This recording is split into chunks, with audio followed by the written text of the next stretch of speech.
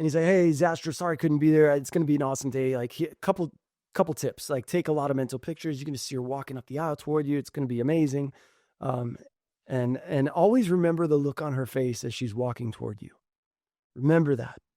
It's going to be one of the most beautiful moments of your life. And maybe right up there will be the birth of your children, a couple other things. But if that look on her face, that wedding day, ever goes away, and then he writes in all caps, it's your fault. So I would say I've embraced that. That's an unpopular belief. In marriage, I think as the man, as the husband, as the leader of your house, that's unpopular. You are the leader of your household. I believe in a patriarchy, a healthy sacrificial patriarchy.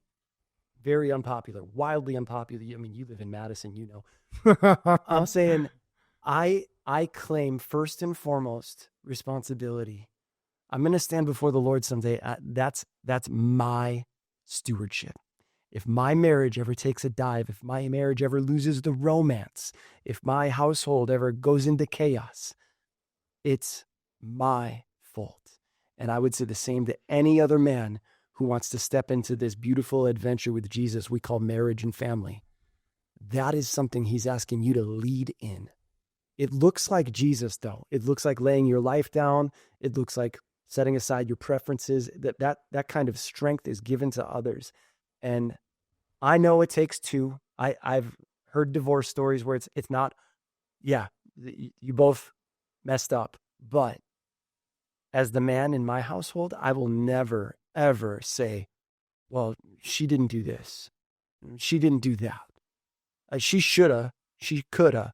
It's always going to be, no, what can I now do? What could I do better? Where can I grow? How can I own this? How can I step up? How can I be the man that God's created me to be? Because that all caps phrase on that note that I think have in my files somewhere from my buddy just a week before I got married. It's your fault. If that look on her face ever goes away, it's your fault. We talk about men stepping up and being leaders. Like, be a leader there. Be a leader in repentance. Be a leader in sacrifice. Be a leader in strength. Be a leader in all sorts of different areas. But that's something that I take very seriously. So what a wise friend. That's and really a kind friend, a good friend for even taking the time to mail that letter. Yeah, for real. I'm still talking about it now, like 20 years later almost.